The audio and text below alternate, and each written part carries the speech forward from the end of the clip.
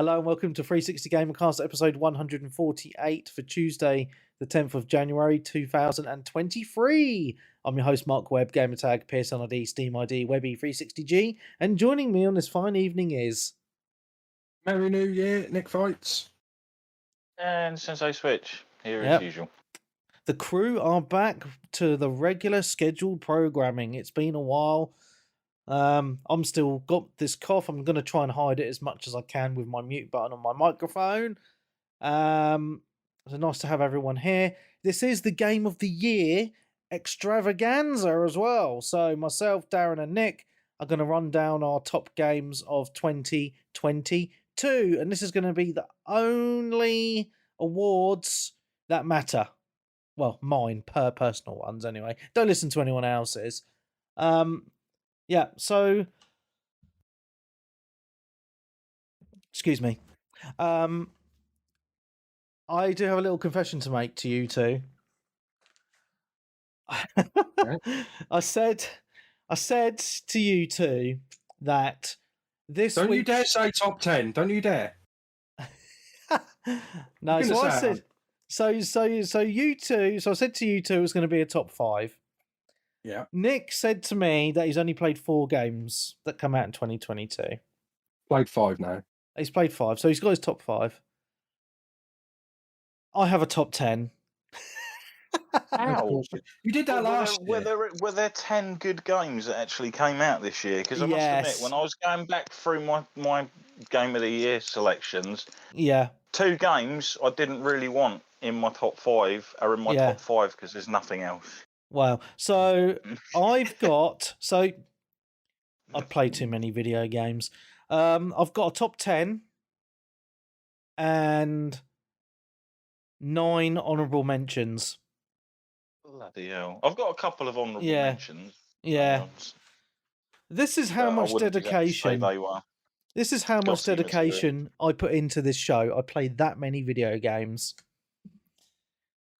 And I haven't even played God of War. So that's one knocked out straight away.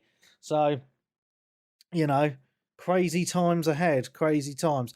So, I don't know how you want to run it, guys, because I know obviously you two've got a top 5. Shall we just run down our top 5 and then I'll do my 10 to 6 afterwards or something? Yeah, are we doing like... I mean, there's going to be crossovers. I guarantee you there'll be crossovers. Are we just going to do like our 5th one each and then 4th one each like we normally do? Yeah. Yeah, shall we do that? Oh, that sounds like a really good idea, actually. Yeah, you can go first. That's your show. Okay, or shall I do my 10 to 6 first and then we go down and do our 5s, like, round robin? Go on then, get your 10 to 6 out. Get it out for the ladies. Okay. Let's give me one moment, because this is fucking awesome. And I'm set. Yeah. You guys are going to be so shocked with my games. You really are. Not really, because you told us about everything you've played for the last year, so how would we not be shocked? What? What are you on about? You have no idea. Well, you know what my honourable mentions are, because I put them in the chat. Yeah, but you're talking about games of 2022, and you've told us every week what you've been playing, so, you know, we probably forgot, though. You do waffle on quite a bit, though. I know, mate. I waffle on way too much. It is a problem that I do have. Okay, so my number 10 game is a little game called Arcade Paradise. And I'm amazed that no one else that I know has actually played this game, apart from one of our loyal listeners called Dodo. Hello, Dodo. Who actually sent me a personal message thanking me for this recommendation. It's been such a pleasure to play this game this year. So basically, a very brief rundown of it for those of you that haven't played it or forgotten that I mentioned it. You basically start off.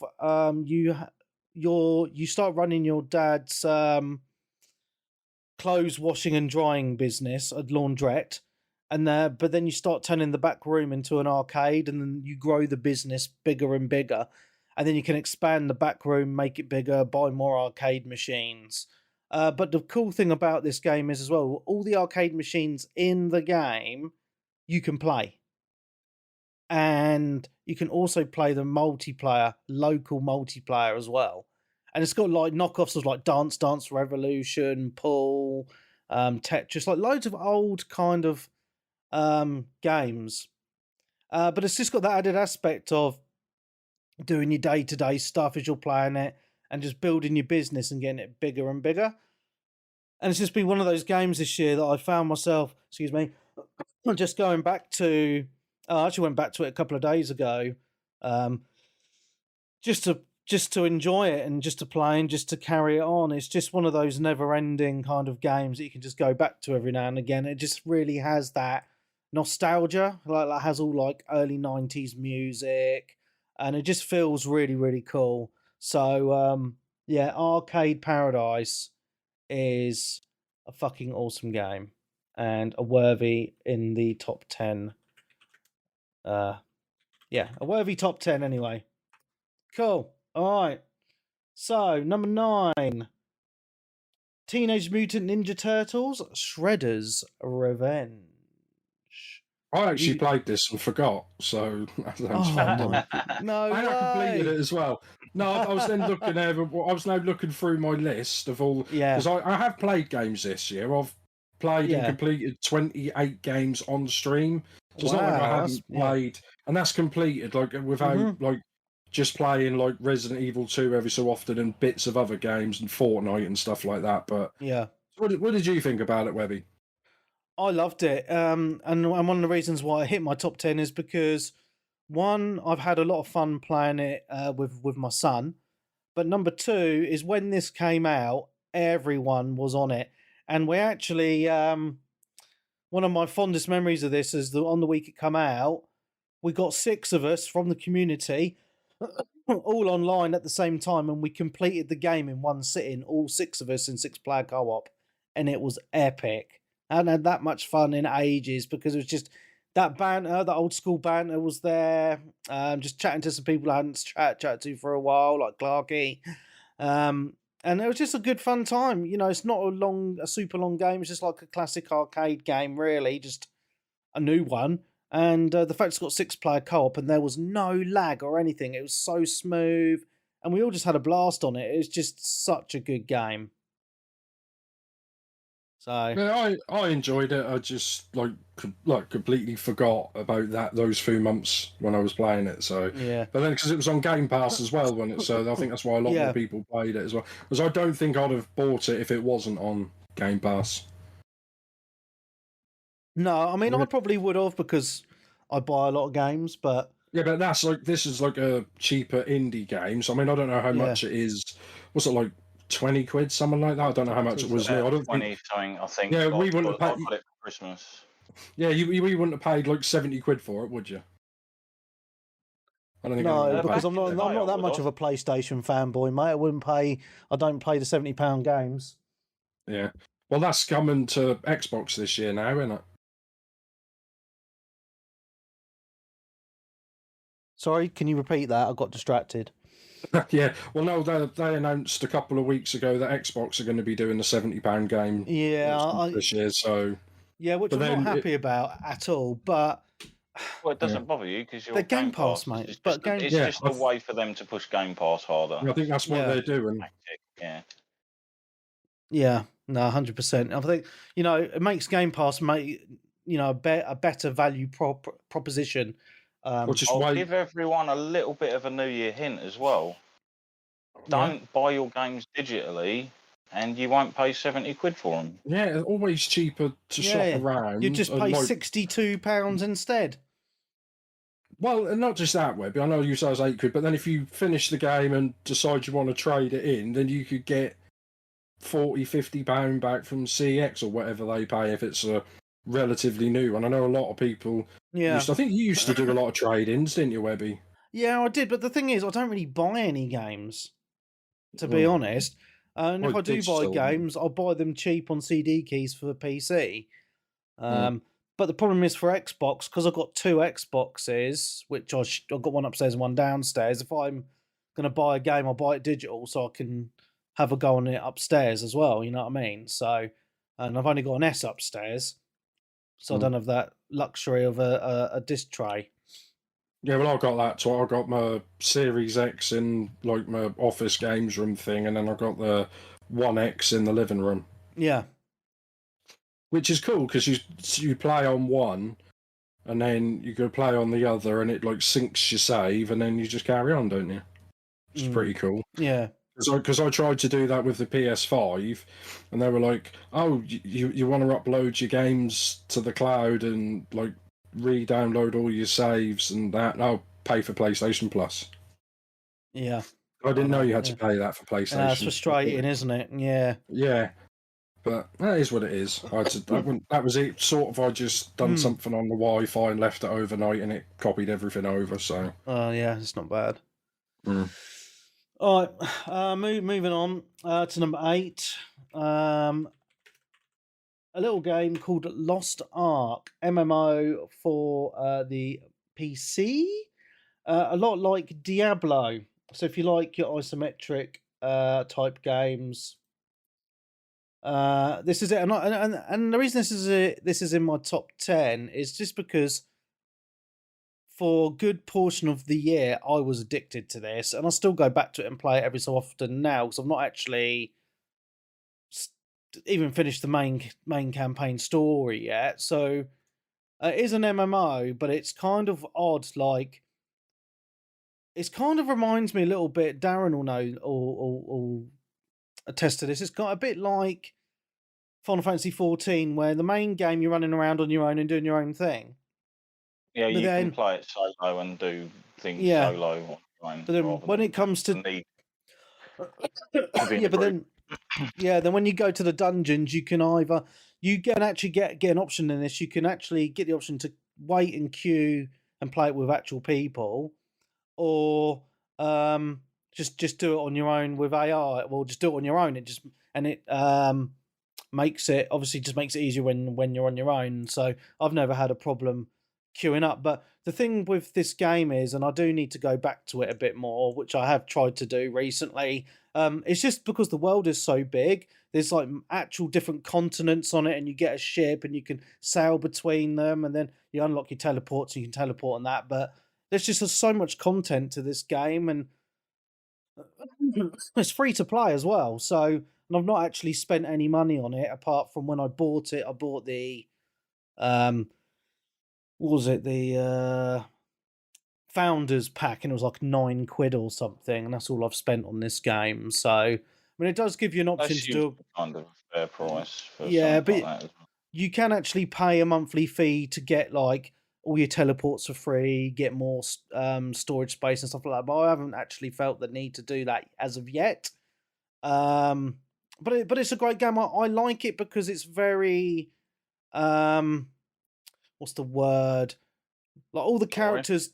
Well, because the game was out a good few years before it come out in the West. It's all the characters look really cool. You know, all their outfits are really cool. All the girl characters are actually quite revealing, which we seem to have lost happening in Western games. It just reminds me of like the older. Cut down from what they were as well. I know, yeah. Censored a bit. But yeah, it's a very good game. So yeah, if you've got PC, then check it out. So I don't want to waffle on too much. I've never heard anyone, even the people that kind of complain about aspects of the game, like some of the later sort of grindy content and stuff, still all say that it's a fantastic game and what it kind of does. Yeah, because all the game plays really well. Like I'm this gun bloke or whatever, and I've got 3 different types of guns. You can just switch them on the fly, and you have loads of different moves you can do for each weapon. It's really, really cool. So, yeah, I love it, mate. It's such a good game. Very addictive, but I love it.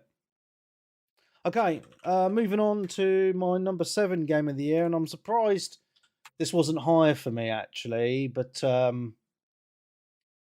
yeah, it just ended up there. Gran Turismo 7. Wow, not in your top 5. No, not in my top 5. I was thinking about putting it in my top 5, but we just kind of seem to have fallen off it now, which is a little bit of a shame.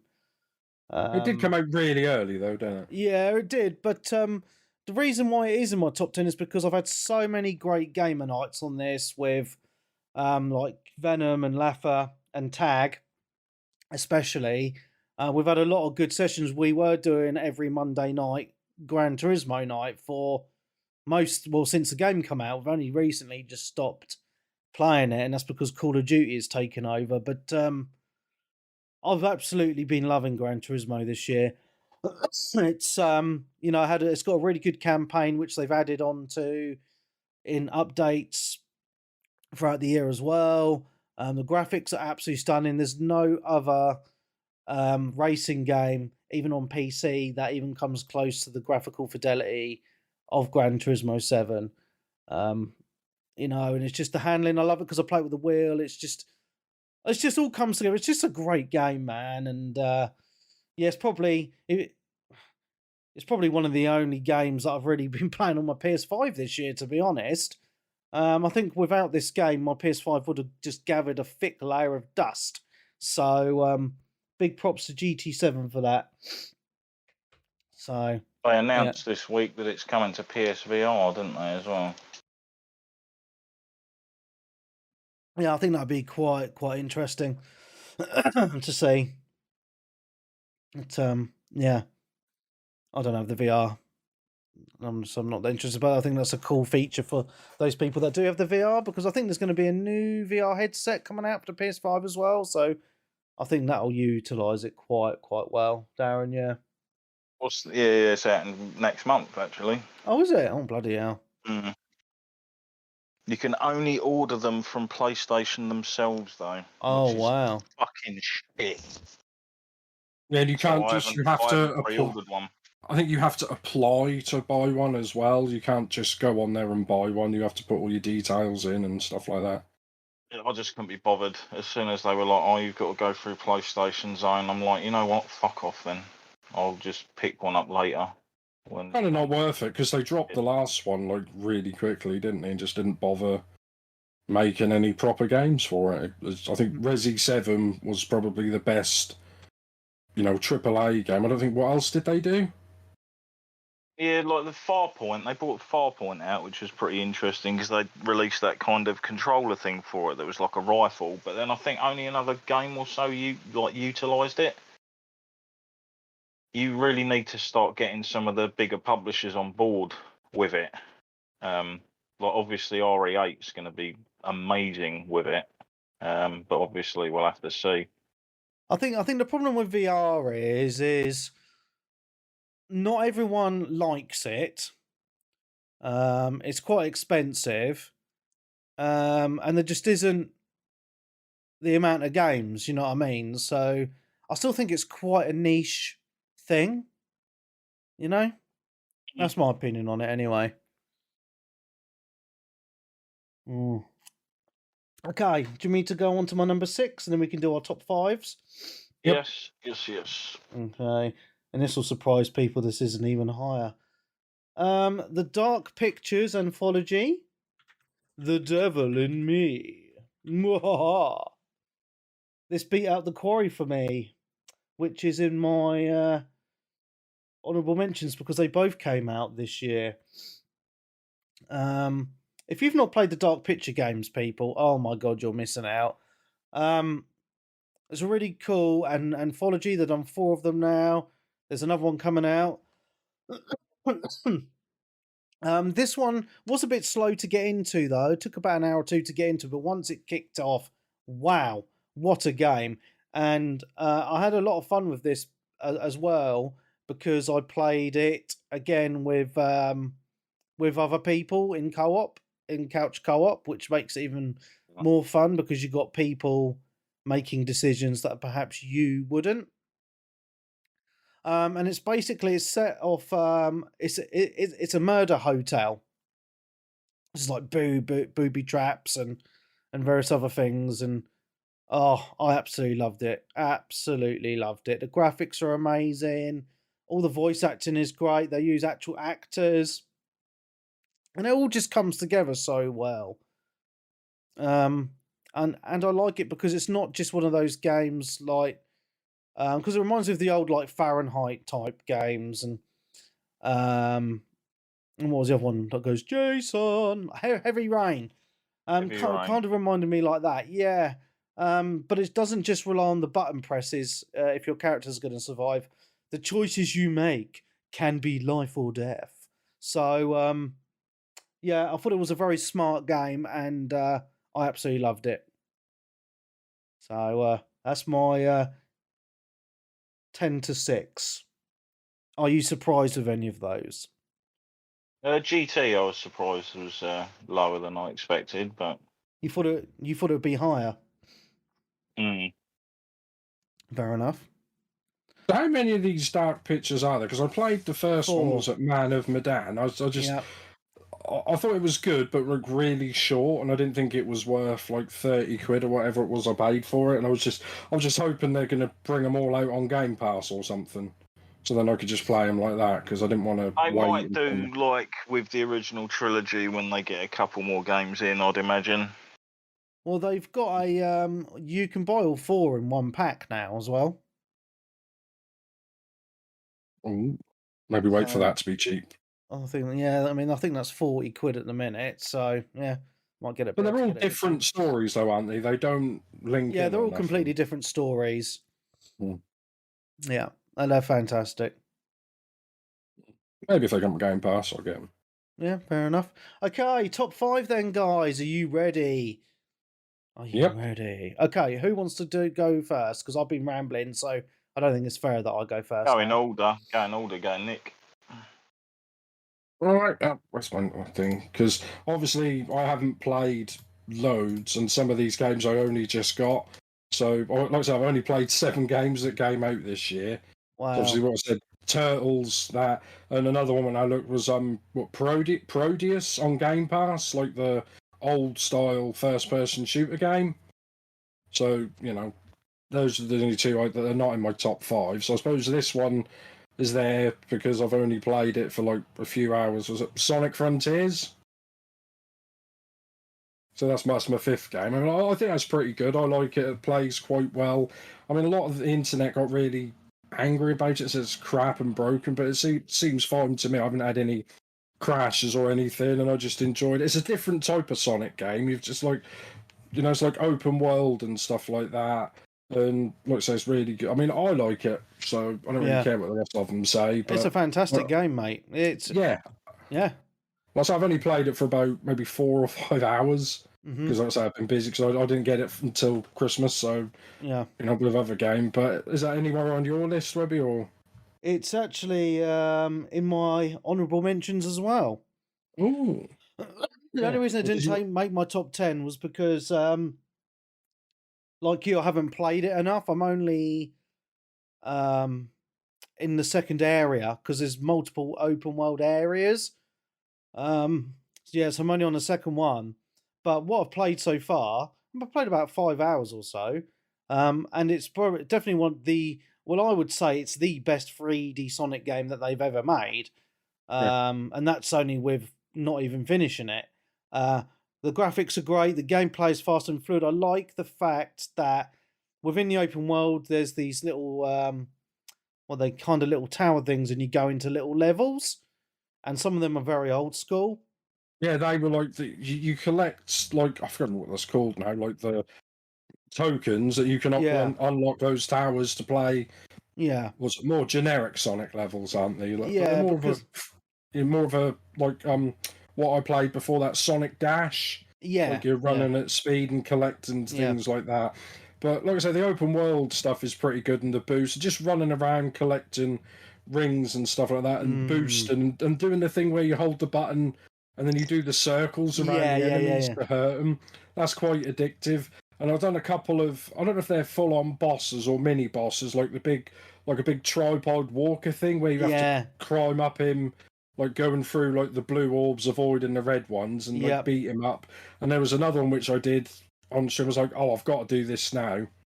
where he's flying, and you have to like jump on. He's kind of like a tail, dragon. but not. Yeah, like a big dragon thing, and you jump on his back, and then you're boosting really hard trying to catch up to him on his.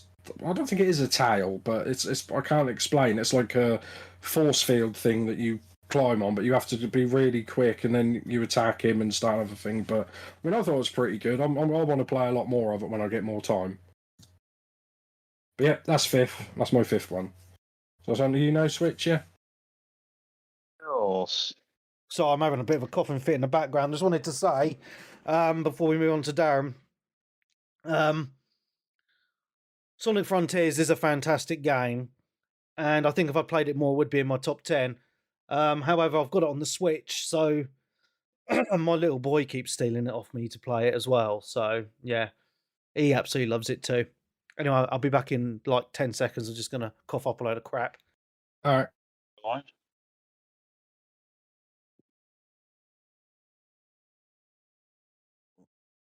I thought he wanted you to keep talking, Switch. You talk about your top 5 while he has dies. Go for it, mate. Go for it. Leave it for a pause. No, go for it. Yeah. Yeah. So my number 5, I guess, Horizon Forbidden West. Ooh. Wow, that didn't even hit my honourable mentions, mate. I think that's another one that came out early in the year. For personally, it wouldn't have been in the top 5. Yeah. So what do you think? Did you finish it though? No. Oh, that's probably why. I heard a lot of people say it's just more of the same. I got about 2/3 of the way through it. It's kind of like I had my top 3 definitely done, and then everything else under it is kind of middling. So I just chose 2 games that kind of stood out for production and visuals and that kind of thing that I had a bit of fun with.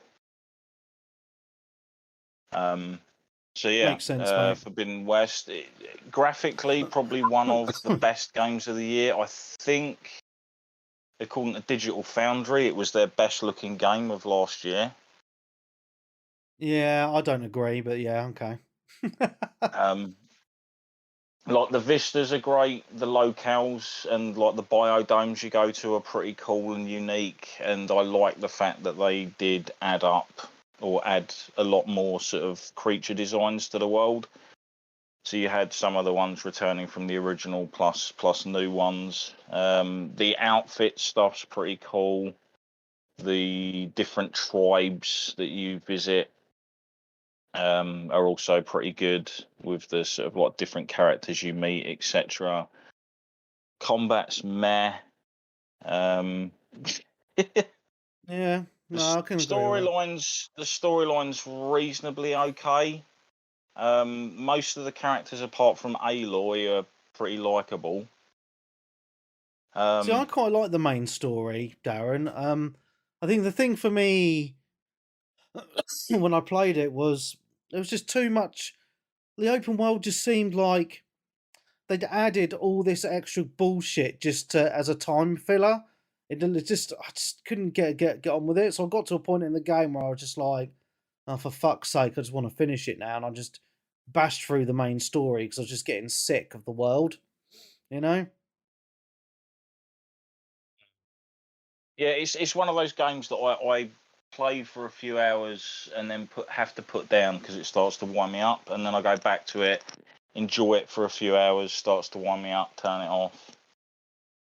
I sort of play it like that, but I do love the fact that it is one of those games where you can pause it, you can go to save, and you can save the game exactly where you stood and carry on from pretty much that point. Yeah, that's good. The next time you boot it up, unlike a game I was playing today, which I'll talk about next time I'm on, when we're actually talking about normal games.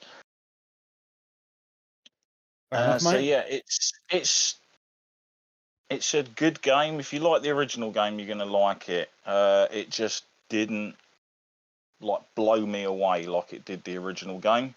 Yeah, I know what you mean. And I really hope Sony aren't starting to sit on their laurels like Microsoft did with like just pumping out the same franchises because I've found out with most of the sequels of them, they're not as good to me as the original. They lose a lot of that impact.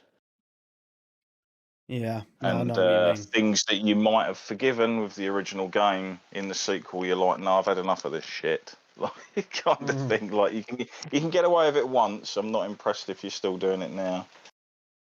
Yeah. So yeah, that's my number 5, Horizon Forbidden West. I'll still probably end up finishing it off and picking up the DLC. Is it like Burning Shores or something? Because I really liked the one they did for the original, which was all set in the Icelands and stuff. Okay. Cool. No, I don't think that's a bad top 5. I don't think many people disagree with you on that, Darren, to be honest. But, yeah, cool. All right, my number 5 is, you'll never guess it unless you're looking at my screen right now. Final Fantasy VI Pixel Remaster. Wait, hold on a minute. Did it actually officially come out this year? It did. Yes, it come out 2022. It's 30 years old. Yeah, but it's a remaster, mate, so it's allowed to count because it's a proper remaster. Not like one of these just fucking shitty up-reses, mate. It's a proper. They redid all the graphics completely from the top down, bottom up, however you want to say it. I suppose, but then I said Control was mine, and that was just a quick up-res, so I suppose I can allow it. Yeah. So basically last year, and actually this is coming to the Switch this year as well, and PlayStation, not coming to Xbox. So the last couple of years they've been slowly bringing them out. Is the collection of Final Fantasy 1 to 6 Pixel Remaster collection. So 1 to 5 came out in 2021, but 6 got delayed until 2022, which is why this can be in my top 10. And Final Fantasy VI has been one of those games that I've always wanted to finish. And the first time I played it was in the year 2001. On the same day, I actually bought my OG Xbox. So I never actually properly played it and finished it. I've tried to go back and play it, but it's not happened. So of the Pixel Remaster come out, and I said to myself, right, I'm going to actually do it this time. And I played it through to completion for the first time ever, and I have to say, I wish I completed it back in the day, because this is one of my favourite Final Fantasy games, because it's just the story is just so fucking amazing. And they did such a really amazing job with the Pixel Remaster of all these games. They just look fantastic. Obviously the widescreen edition, and it just made it just look modern, like a modern release. So Final Fantasy VI Pixel Remaster, baby. Woo! So with the remaster, have they modernised the graphics, or did they just crispen up the pixels from the original? No, they modernised it. They completely they redid the whole game from scratch. So because you can actually done that twice, didn't they, Webby? Because they did it for a mobile and Steam release where they redid them, but they did a completely different art style rather than have pixels. That's why they've called these pixel remasters. That's right. They did like a crappy phone cell shading type of thing. Yeah. That's what I was instantly thinking, where they kind of put like a weird faded kind of like where they tried to smooth out the edges of the pixels, and it just looks shit. Yeah, that's what. Yeah, so they've. But I don't think you can't buy those versions anymore. No, you can't. You only get the pixel. If you've already bought them, I think you can download them. Yeah, because I've got them, and yeah. I take it you're still given the option to play the game in the original graphics? No. Oh. Yeah, it's basically literally just the Pixel Remaster, and I really like it because obviously, if you actually go back and look at the SNES version, it looks now, if you know what I mean. It's 4x3 and it all just doesn't look. It looks old. Whereas this, you get those those indie modern games. Yeah, those modern pixel type games, like Octopath Traveler. Yeah.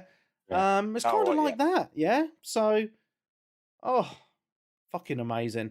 And there's a lot of people excited to get this on the Switch and PlayStation this year as well. So, all good. So I could, in theory, buy it on the Switch and then have it as my game of the year again. Lols. But I won't do that. But yeah, it's great. Mate, it took you like 30 years to play Final Fantasy VI once. You're not going to play it in consecutive years, are you? No, I'm not. No, I only do that with 7 every year. Did you play it this year? I did. I did indeed. Do you think we're still going to get 7 Remake Part 2 this year? Yes, it'll come out at the end of the year. Just on another note, I know this isn't Game of the Year related, but this is Square Enix related. I actually turned on my PlayStation today for the first time in ages. And I remember Darren telling me on the last recording that we did about the Forspoken demo. Yeah. I played it today and I really like it. Fair enough. I think I might have to get it day one.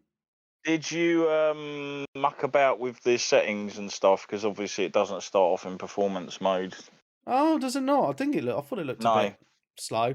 No, I haven't actually played it through to completion yet. I've saved it and I'm going to play some more of it tomorrow. But it's looking quite promising at the minute. But yeah, we'll talk about that next week. Okay, so shall we get to our number 4s then, Nick?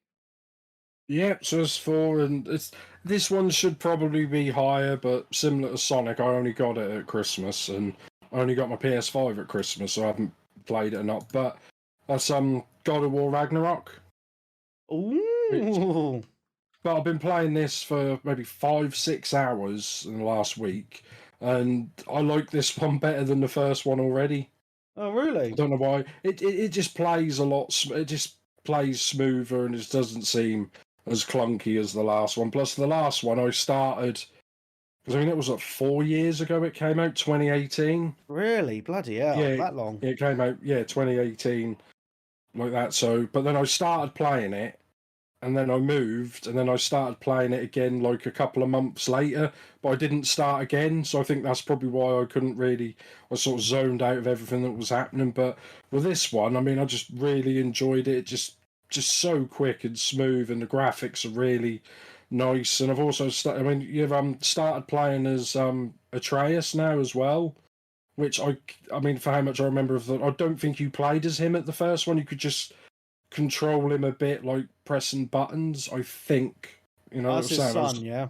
Yeah, his son, because he's a bit older now. This is I think this is maybe 3 or 4 years after the first game. Right.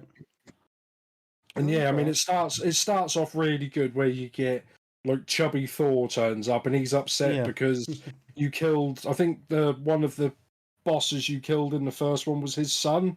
Oh yes, I remember now. So he's upset, and he wants and then his dad turns up, Odin, and they want you to just I can't remember. They wanted you to do something, and he's like. What was Kratos was like, nah, fuck you, fat Thor, and then they just started fighting like a big epic battle. Well, no, he just said, oh, like that then. So he just picked up the hammer and then just smacked it like in his face, and it just sent him flying through the air, like because obviously you can't move it. Yeah. And then he's flying after you with like all lightning, just beating the shit out of you, which is a really good start to a game. I mean, this is like the first 2 or 3 minutes. Oh wow. Yeah, so it's just a really good. It's actually about an hour or 2 in that. All right, well, that seemed pretty, All right, the first hour then. Okay, correct me, but yeah, I'm really enjoying it. I mean, anything I think that's maybe they've added different to this one, other than you playing as Atreus, whether or not, well, someone might say you did play as him in the last one, but I can't remember. There's like more of a dodge thing in this game where they're attacking you, like they'll have like a yellow circle come up where you can dodge, or a red circle where it's even harder to dodge, sort of thing, or almost impossible. And it's just a little bit harder to dodge because instead of just pressing like circle or something like you would in a Dark Souls game, left and right and roll out of the way, you have to double tap X and then a direction. Oh, so it's also to do with the blocks. So if it's yellow, it means you'll block it, but it will stagger you. And if it's red, it's unblockable.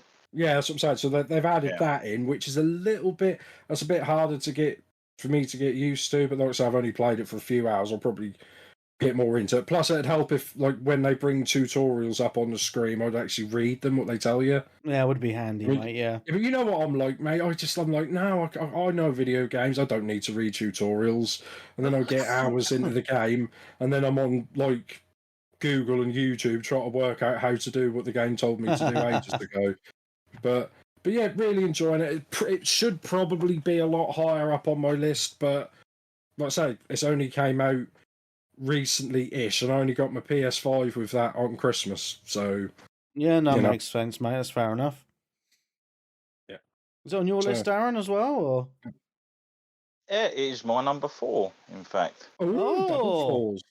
So I almost chipped in, but I was like, I'll let him go. I'll let you get all the happiness out of it. Again, this is just on my list because I couldn't think of anything else. It's, like I said before on the podcast, it's good, it's fun, it's enjoyable. But worth I 70 don't quid? feel well, no, I wouldn't pay 70 quid for a game unless it was a Japanese import or something that wasn't available for ages. But yeah, like I said, there's just a familiarity. I feel like I've played it before. You go into these areas and you go around doing all of the little bits in the area. Then you move to the next area, and then you jump on a sled or something and you go around doing all the bits in that area. And then you go to another area and you jump in a boat and you go around doing all the bits in that area. It's a pattern. And it just keeps going and going. It's beautiful to look at. It's fun.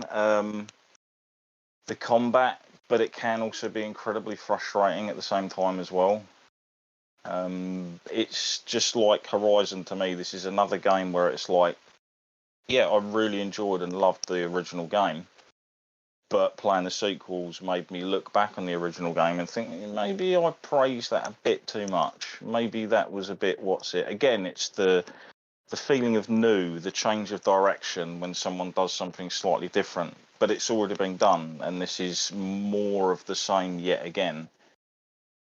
Yeah, I know what you mean. Like, the best thing about the game is the story and the characters. Yeah.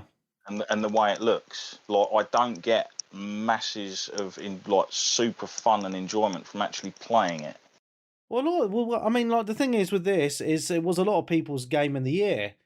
When all the game of the year I can generally see what it's the best parts for me. The most enjoyment and wonder I have playing this game is not even actually playing it. It is walking around in the environments and looking at new areas.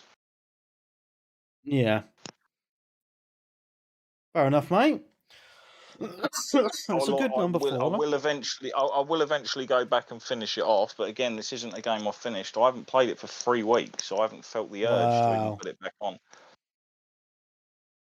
Oh, and you'll like this though, Switch, because I got it with my PS5, and I think Horizon was the disc, but this one was a digital download as well.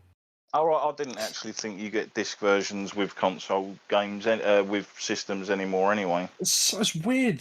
Like, some of them do, some of them don't. I mean, I remember I got what was the system you got?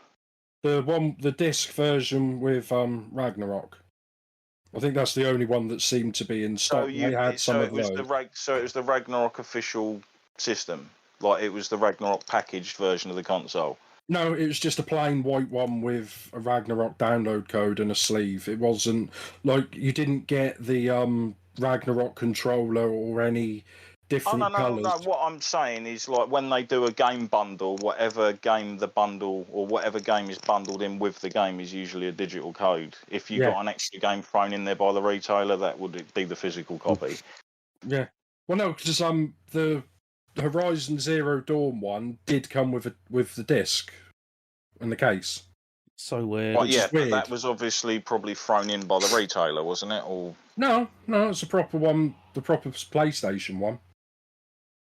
Because two of my mates bought one early last year. That's the one they got, and they both got disc the Horizon one. All right, yeah, the Horizon one was weird. That's what I'm saying. It's just weird. Sometimes it is, and sometimes it isn't. I mean, I'm looking my 360 Slim, where it gave like it came with Skyrim and something else, and they were digital download codes. So so it's not like that's new, but it's just weird that sometimes they give you codes and sometimes they give you, the game with the case and everything. But never mind. Webby, so what's your third one, Webby? If you're finished. We're on 4, mate. Well, I'm still on 4. I haven't done my 4th, yeah, have I? it's your 4th, yeah. Number 4. My number 4...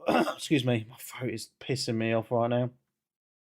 My number 4 is A Plague Tale Requiem.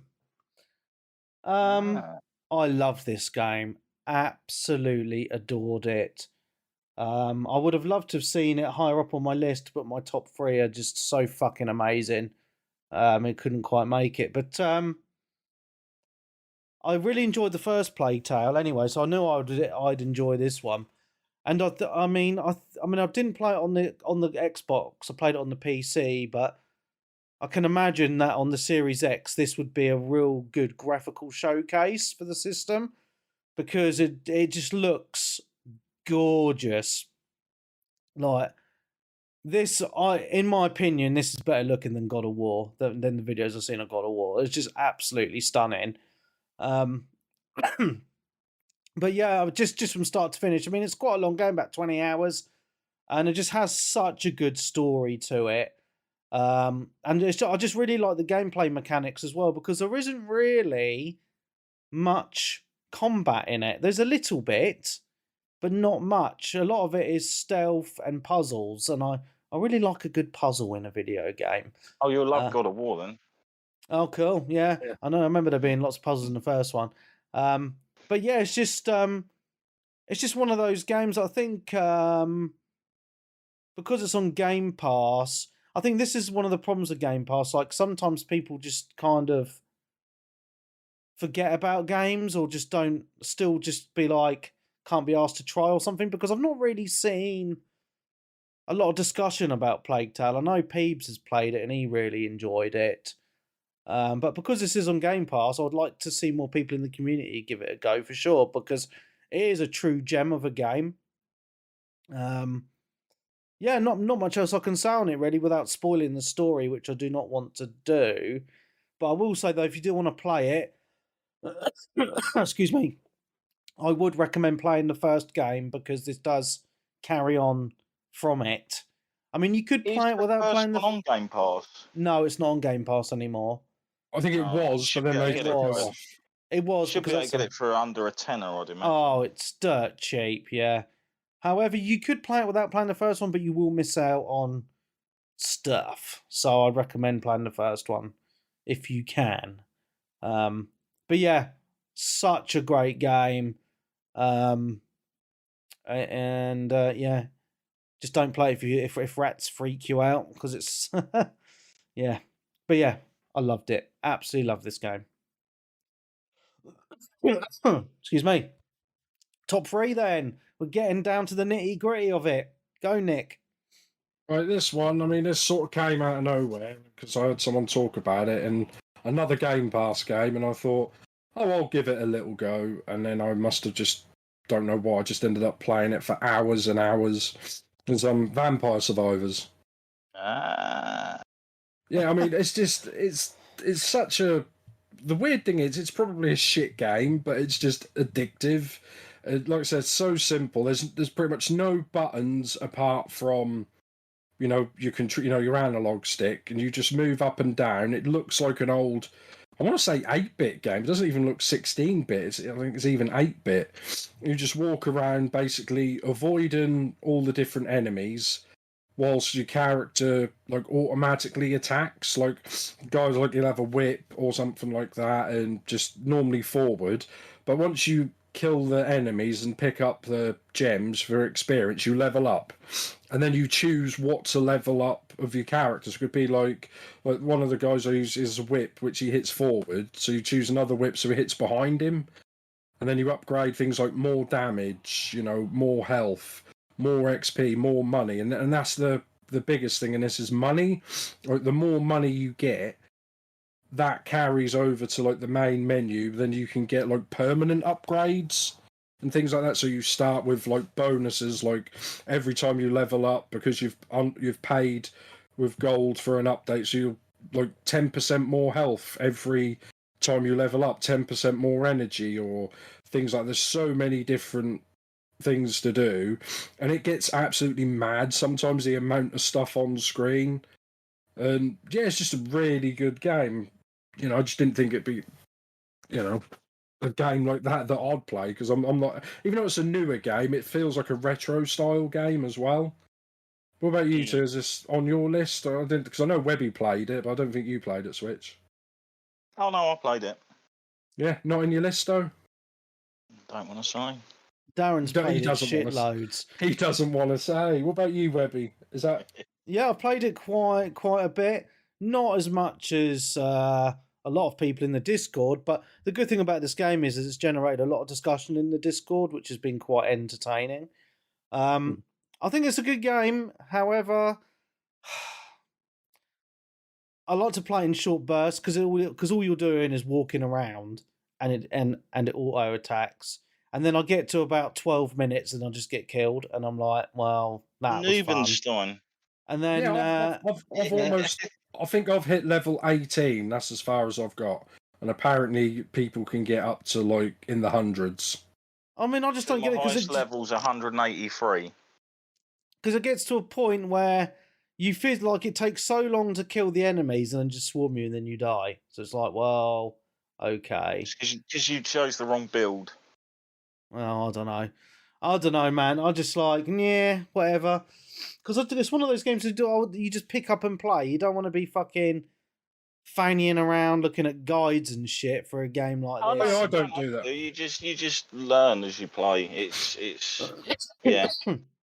I just play it like an hour here, an hour there, sort of thing. Get 2 or 3 things. I'm pretty sure there's a button on the main screen, like the home screen, where you can buy stuff, where you can reset everything. Yeah, so I assume you get all your money back if you do that, or you do. Yeah. So if like you said, Switch, with builds and stuff like that, if you've not got the right one, so I think it's as simple as you want or as complicated as you want. Pretty much, yeah. But yeah, it's like basically, I'll give you a little hint early on. When you're unlocking stuff and trying to earn gold and all the rest of it, garlic is amazing, and you will think it's one of the best power-ups ever. Yeah, I get that sometimes. It's actually the fucking one of the worst. Oh, okay. If you're going for completion runs, never use it.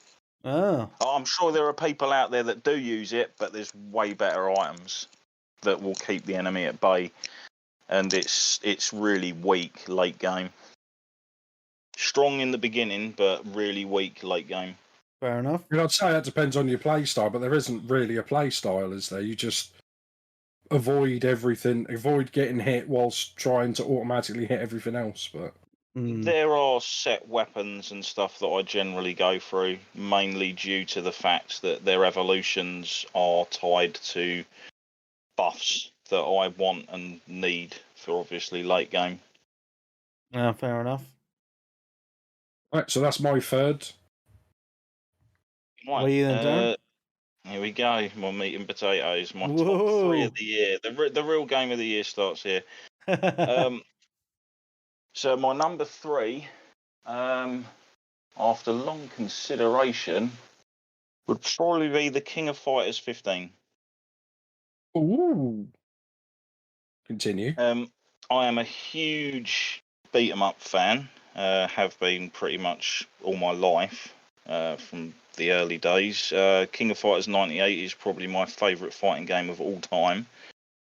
So I do love this franchise. Unfortunately, there's still things missing that were present in 98.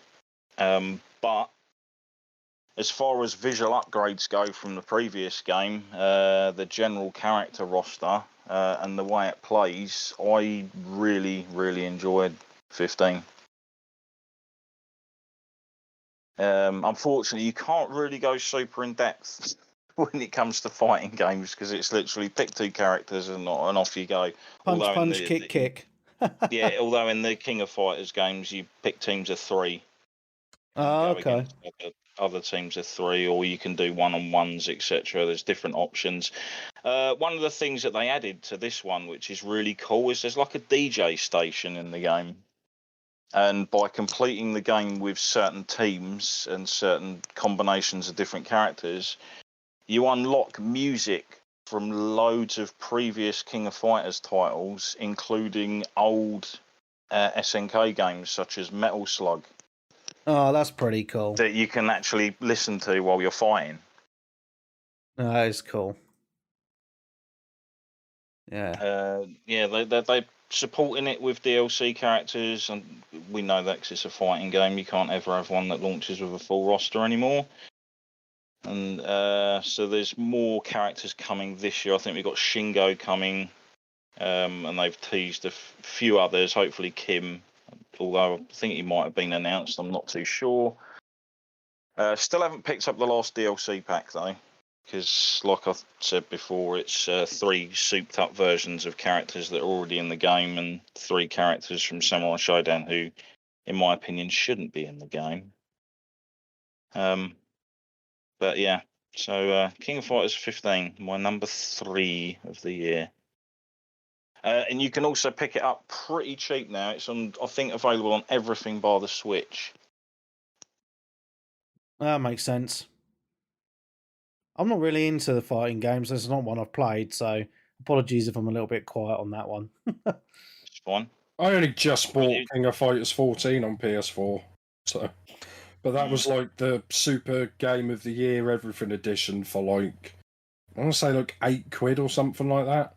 I saw this one was cheap in. I think this one was like 15. Was sold for like £15 in Smiths. So I don't know if it's sold that well. But then, do fighting games sell that well compared to other ones? It depends. They've obviously got a very niche audience, or niche, or fuck that word's supposed to be pronounced. Small. Yeah, small audience of people, which is why it's very hard for sort of like the fighting games to sort of grow. But at the same time, things that go super mainstream generally go a bit shit. So yeah, well, it's sometimes a good thing. I don't know, but yeah, it also had a lot of life breathed back into it when I figured out I could use my fight stick on the PS5, which I didn't think I was able to. Nice. My Street Fighter 5 fight stick that I had for the PS4. Does it have crossplay? I think it's coming. I don't think it does currently, but I think it might be coming or being added at a later date. Is that on Xbox? Along with like rollback. Yeah, it's on Xbox. Because 14 wasn't. No. Yeah, that's what I thought. So. Did you know? Here we go. A bit of this old fucking chestnut again. Final Fantasy 14 is the only game in the UK or in Europe, as far as I'm aware, that never launched in a proper box. Oh, I must hurt you so bad. Fucking steelbook. So I never purchased it. That's a shame, dude. I've played it, but I never bought it. Fair enough. Day 1 edition, 5 years later. Woohoo! So yeah, I was glad to see obviously King of Fighters make a nice comeback. I think the next ones they're going to be working on is a new Garou Fatal Fury.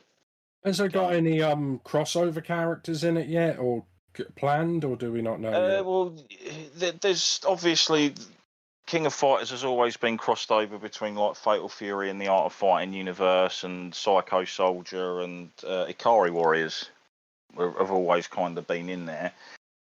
Then within, I think it's 14, and in 15 now, they've got Samurai Shodown characters in there for some reason. Don't know why, but having characters with weapons take on people who use their fists is a bit for me, personally.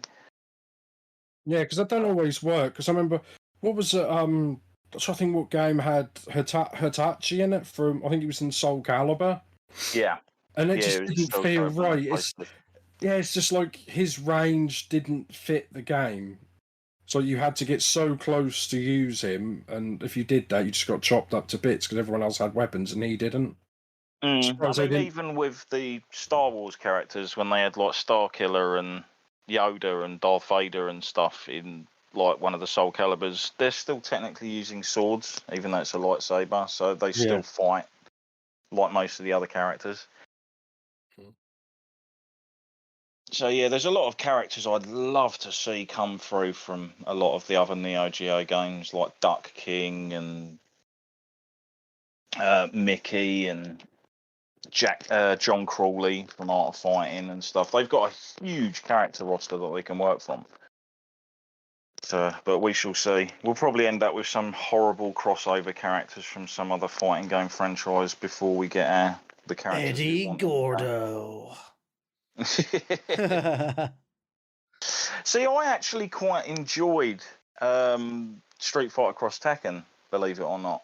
Okay. Because it was interesting for me to actually play with Tekken characters in a 2D fighting environment. Yeah. Because to me, it's 2D, 3D. Like, 2D fighters are better than the 3D fighters, for me personally. And then after that, you get Arena Fighter, which is kind of like the black sheep of the family. Mm-hmm.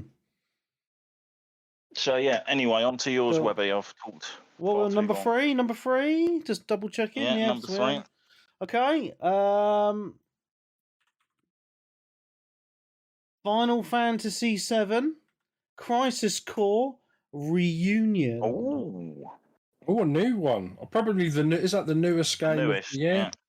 Yeah. So, this is a proper redo of the original Crisis Core on the PSP. If you guys remember that. Mm-hmm. Remember playing Still have it. Yeah, I've still got it right there. I've still got my copy in a drawer. Oh, here. And 2 copies of Dissidia Final Fantasy for some reason. Oh. I might actually buy one of those off of you because I smashed my copy of Dissidia. Oh, why? Because it's shit. Well, why do you want to buy another one to smash? Because I've got an empty box and I want it. I might as well just have it for the collection. It was one of those fighting games where I want to get up close to people, but they just float around throwing fireballs at you, and it's just like, I've got no time for that shit. I want to play a fighting game. Wasn't there 2 Dissidias on there? Yes, Dissidia 1 and Dissidia 2. Yeah. Anyway, getting back to Crisis Core. All right, sorry. Because this was originally a PSP game, they couldn't just up-res it. They've actually had to rebuild this game from the ground up, and they've done an amazing job with it. If you compare this to the original PSP version, it's like unrecognizable, really. I mean, this looks like a modern game, which is fantastic. I absolutely loved playing this from start to finish. It took me about 20 hours. But it was one of those games. Yeah, because I couldn't be asked to do all the side stuff, which I'm going to get into in a second. Because, like, again, because it was originally a handheld game, it still has a lot of those handheldy type gameplay mechanics. So at the save points, I have heard this, yeah. Yeah, so at the save points, you can select all these side missions to do. Oh my god, there's so many. It's unbelievable. But they don't take long, but it's just like, yeah, okay. You could tell that these were kind of time fillers for when you were playing on the PSP. Sorry to go off topic. What was the Metal Gear PSP game that was like that? It was literally just built on all these missions, mini missions and stuff. And I'm sure one of them you could go up against the Rathalos from Monster Hunter. Was that Acid? No, that was like the kind of weird 3D top-down isometric one where you like almost like a card game, wasn't it? Acid. Yeah. Oh, the other one. Was it Peace Walker? Might be Peace Walker. Yeah, Peace Walker's like the PSP one. And stuff. Yeah, the small Peace like Walker an was the one with actual... full story. Yeah, it has a story and stuff, but it had like all these like mad little crazy VR missions and stuff that were in the game. Yeah, I'm pretty sure that was. I want to say Peace Walker. I'm imagining. Where is it? It's there somewhere. My PSP games are like round the corner. Yeah, so but the good thing with Crisis Core is apart from all those kind of little annoyances, like every single battle you go into a game in activating combat mode. You know, that is really fucking annoying. Yeah, I saw that someone streaming that. I thought that's getting irritating. Yeah, it is. But the thing is, this is a game for like the true fans of the original Final Fantasy VII because this is a true prequel. So if you know the story of Seven and where Zack comes from, how Cloud appears in Crisis Core, and then I mean I don't want to spoil it, but what happens at the end? So basically, the end of Crisis Core is the beginning of Seven. Like they merge, which is just so cool. And I remember back in the day just being like my jaw was on the floor when I finished the game. I was like, oh my god. But it's just really cool because it gives you a really good background to some really big characters that are around throughout of Seven, like Aerith and Sephiroth as a prime example. The Turks like Reno and Rude, you get some background into them as well, which is just really, really cool. So it's really good fan service. And this has been one of those games which people have been crying out for a remake for years and years because the only way that you could actually play this was a physical copy on the PSP. That was literally the only way you could play it. So it's a lot of people argued with that, didn't they, Webby, with the Final Fantasy VII remake, where before they said that, where people said, well, you need to remake Final Fantasy VII, and everyone else was, no, you don't. It's fine the way it is. Yeah, you know, just get Crisis Core on on consoles that people can play. Yeah, that's right. So, yeah, I absolutely love this game. Apart from the little annoyances, I was hooked because it's been so long since I played it. I've forgotten most of it. So yeah, just mainly just the story just kept me going mainly on this. But if you know what you're doing throughout the gameplay, you can level up your stats quite easily because there's a way of like melding materia together. So if you're quite clever, you can meld them so you can max out your hit points quite early on in the game.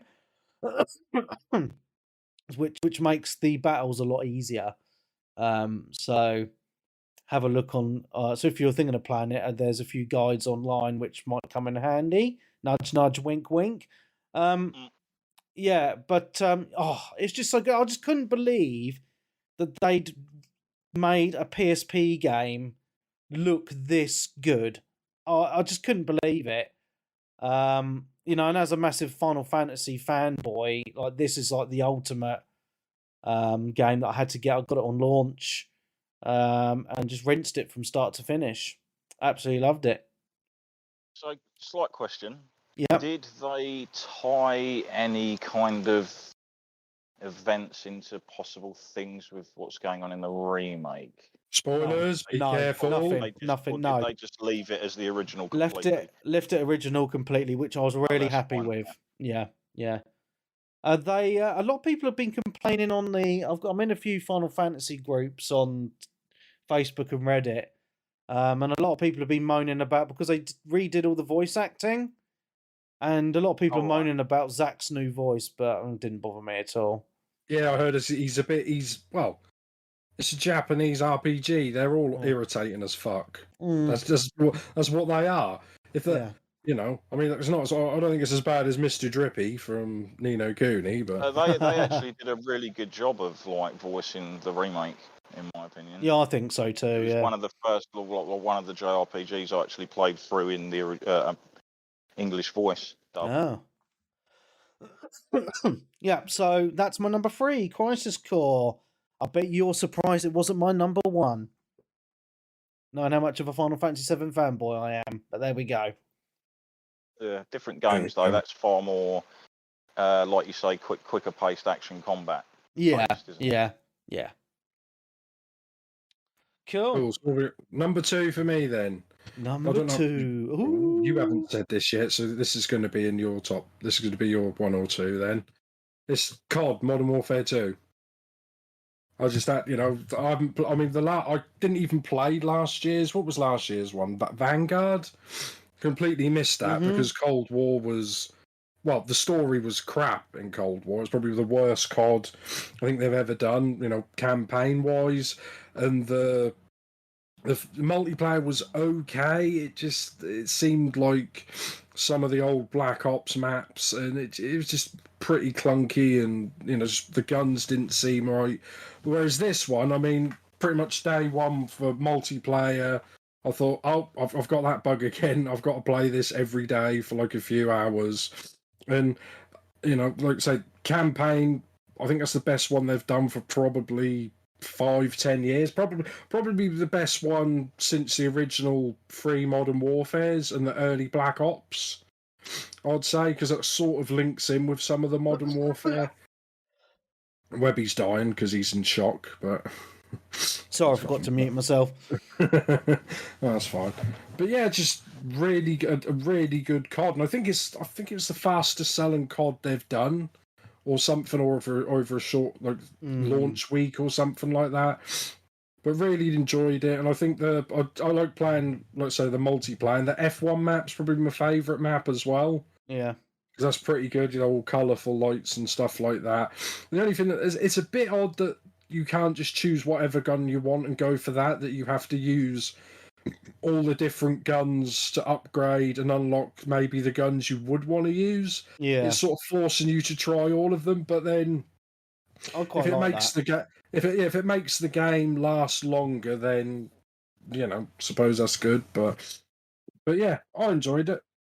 It's a fantastic game, Nick, and it's worthy of a top 3 for sure. In my opinion, I think it is probably one of the best COD campaigns ever. Absolutely loved it. And has some of the best multiplayer of a COD that I've ever played. And that's purely because the main multiplayer is really, really good. It feels very balanced. I really like the game modes on it. It's probably my most played game this year as well. I've put in easily over 200 hours, I imagine.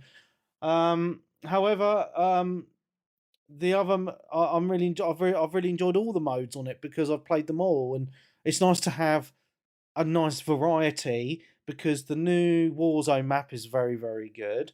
You've got the co-op campaign, or you've got the co-op missions, which are really well done, and I recommend people play them. They are fucking amazing. And you've got a raid, which we did. I did with Peebs a few weeks ago. It was frustrating as fuck, but still fun. And my favourite mode is the DMZ mode, which is like Escape from Tarkov, but better in my opinion.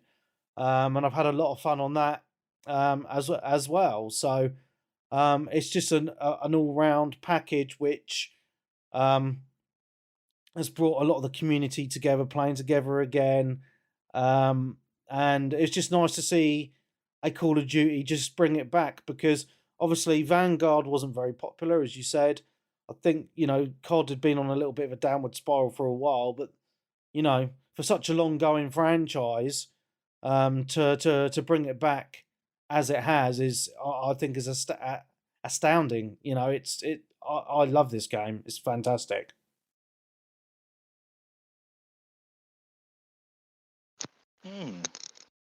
But did you even play it, Switch, or do you hate COD now?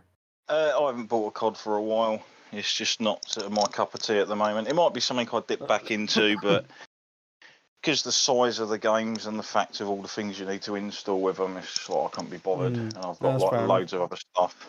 Yeah. So. Cool. Have I said my piece on COD? You want to say anything else, Nick? No, it's a good one. I don't think it's like one of the best. I still think the original 3 Modern Warfare campaigns, I think those are probably the best, sort of like that. And then obviously you got COD 2. I think that campaign's pretty good, but then that's just like an area to area. I don't think they had much in between. That's more events than actual story, isn't it? It's like, this is the D-Day bit, this is the, that. And I think I remember the first Black Ops was pretty good, but the rest of them, so maybe that's like the 5th best campaign for COD. Well, it's your opinion, mate. Yeah, but still good considering they've had like 20 of them. So I know, top 5 out of 20 store campaigns is pretty good, isn't it? Yeah. What about you then, Darren? What's your number 2, my dude? Oh, it's a pretty small game. Already mentioned. Yeah, I thought Vampire Survivors. Nothing else we can say on it, really, is there? We talked about it. It's like crack, the game, especially for like nostalgic retro gamers that used to play games similar to that back in the day. Obviously, your gauntlets and all that kind of stuff, but it's one of those things where you just look at it first off and you're like, "What's that? I don't see the appeal." Can I ask a question about it? Yeah, go for it. How do you do other levels? Because I'm only done the green level. You have to unlock it by surviving for a certain amount of time. There's different challenges. Okay. This is it. It's an onion. It's not just a random game where you move a character around or auto attacks. There's just so much stuff in it. There's like items in the levels that you pick up to unlock things that enable you to then see other secrets hidden on the levels, which will unlock new characters, etc. Each character has different weapons and different stats. Okay. And you can just build your character in so many fun and interesting ways. Like, do you decide to go for damage? Do you decide to go for area? And different things can be truly crucial when you get to the latter part of the game. It's also probably the game I've watched the most people stream as well. Oh, wow. Throughout the year. I'll just watch random people streaming it because it's that kind of a game. Seeing what choices they make and thinking, I wouldn't have done that. No, you should have chosen that. What are you doing? Okay, fair enough. But it's that kind of game for everyone, especially if you're just watching people playing it for the first time. Yeah. Like once I'd say you get about 8-9 hours in, it all just clicks. This is the kind of game I'd imagine like someone like Dan would play on his commute to London and love it and just lose so much time in it because it's just such a easy, fun time sink. And even early on when you're going through the game, you're still earning gold, which enables you to buy passive bonuses that make the rest of your runs going onwards like that slight bit easier. Okay. But yeah, I've 100%ed the main game. Wow. And I've bought the Legacy of the Moonspell DLC, which was like £1.50 or something. Whoa, breaking the bank, mate. Exactly. Yeah. I mean, this game alone, it's free on Game Pass. If you've got it, definitely try it out. It's also free on your mobile phone as well. Yeah, mobile phone as well. I think it's on most platforms. Don't know if it's on the Switch. Definitely not on PlayStation. Okay. But for the price it is, it's the best value game of the year without a fucking shadow of a doubt. Yeah. For the time you get out of it.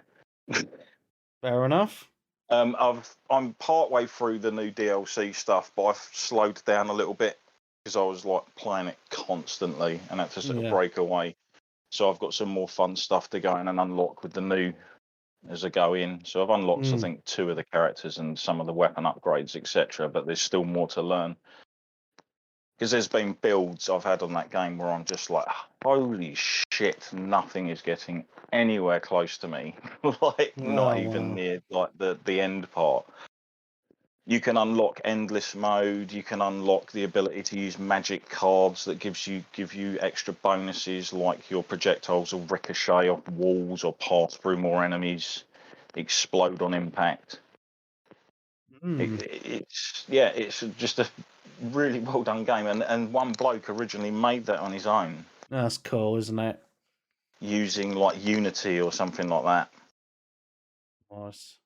And now I think he's grown to a small team of a small collection of people and sort of like actually doing more stuff. Nice.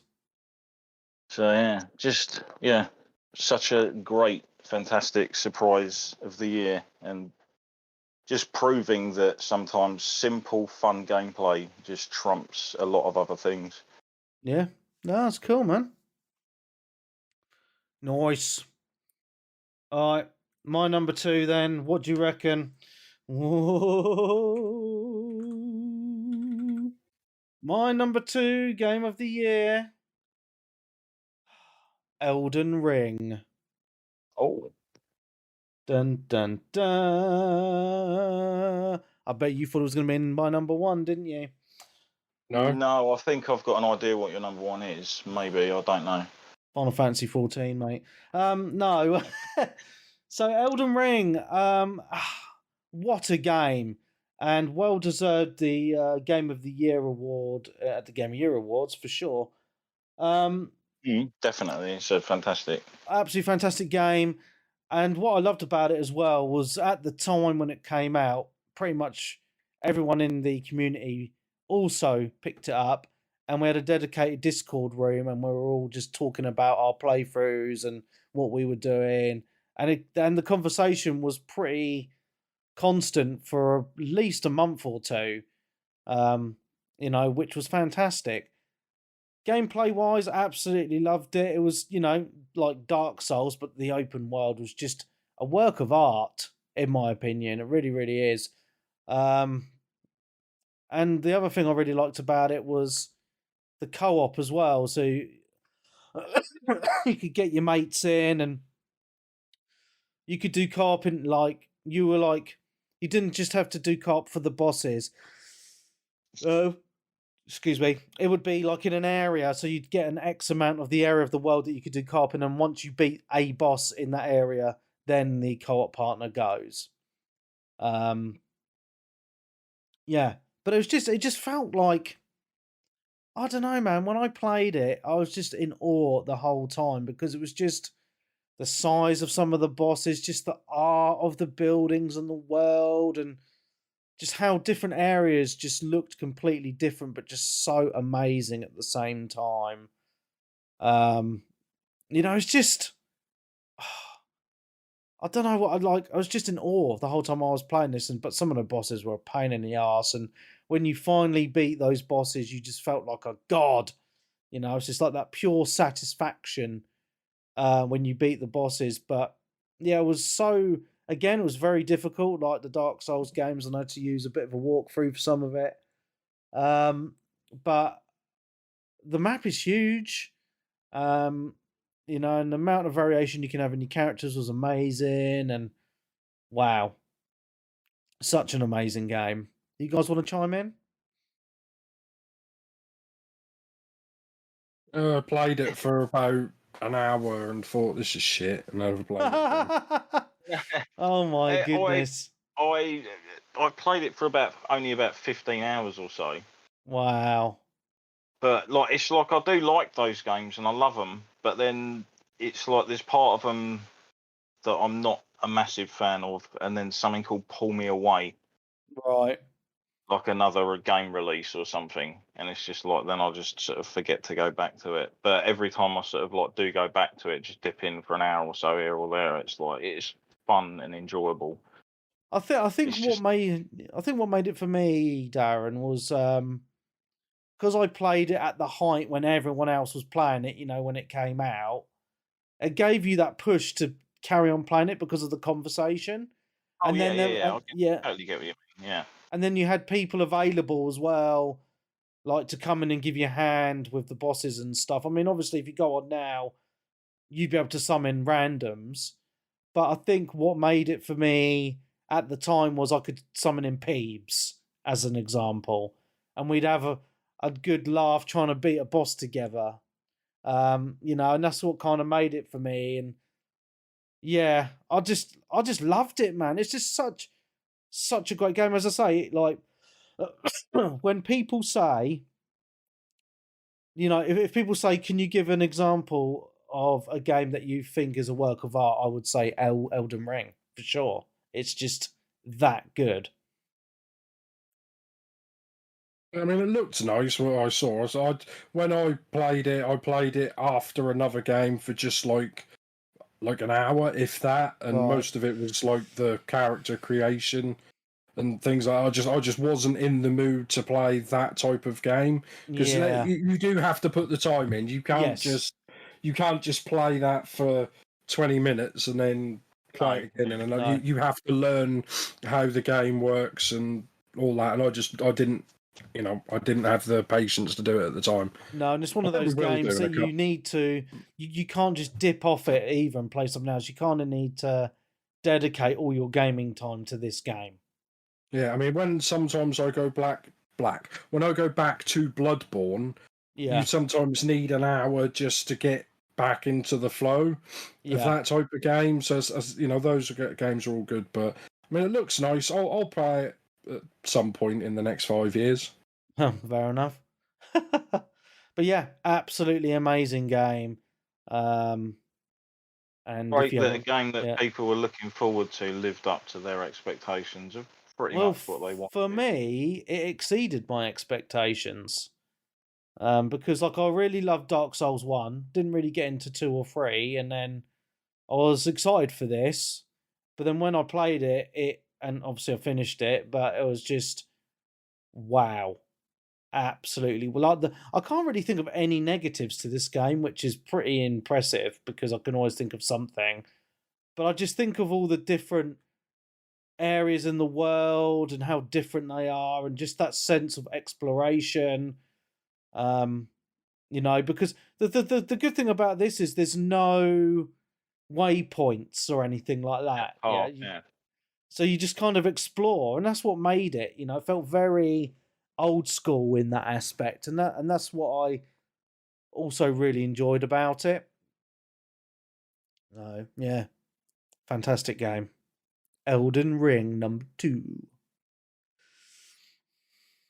Right, let's get our number 1s done then. Okay, so this games of the year. Well, this is obviously number 1 because it's mine. So anything you have, I don't, you could beat me, but I don't know. I don't know what your number 1 is. Unless it's Final Fantasy 14 something expansion, which would be cheating. Which would be cheating. No, no. All right, so can you guess what mine is?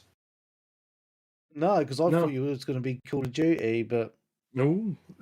Pokemon Legends Pokemon Legends Arceus or Arceus. I can't remember. I still don't know. Well, it's definitely an arse, isn't it? Oh, shut up, you slag! No.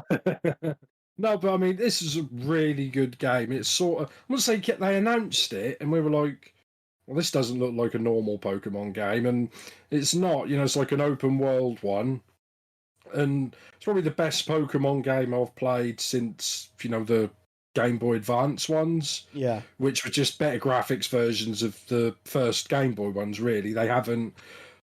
From what I've played, I went maybe 10 years without playing any of them. And because they looked exactly the same game, you start off, you see your professor, you get your Pokemon, your first starter, and it's always the same top down, beat the 8 gyms, the Elite Four, game done. And all they did was change the Pokemon from the original ones, which everyone knows and likes, to weird ones that look shit that a 10-year-old made. Some of them do, but But yeah, this one was just really good. The story kind of lost me a bit. They tried to do something with time travel and something, but I didn't really care about that. It was just like the actual play in it. And it's got that weird art style that I don't know if it's crap or beautiful. It's like Zelda Breath of the Wild. Yeah, but I still don't know now. I'm like, is this game really good looking or shit? It just has that weird Nintendo art style. Yeah, it's like pastel drawn kind of thing, and some bits you'll look over like a hill and think, oh, this game looks beautiful, and then you look up close to a tree and you're like, this doesn't have textures, this doesn't have anything to it, and the rocks the mountains are painted on a piece of paper and things like that. But it was just, I think, other than what was it? I think this is only the second Pokemon game where I've actually completed the entire Pokedex. Wow. Which, I can't remember if it was 240 something. I mean, I didn't have all the originals in, which is obviously all that I care about, and then some of the Gen 2.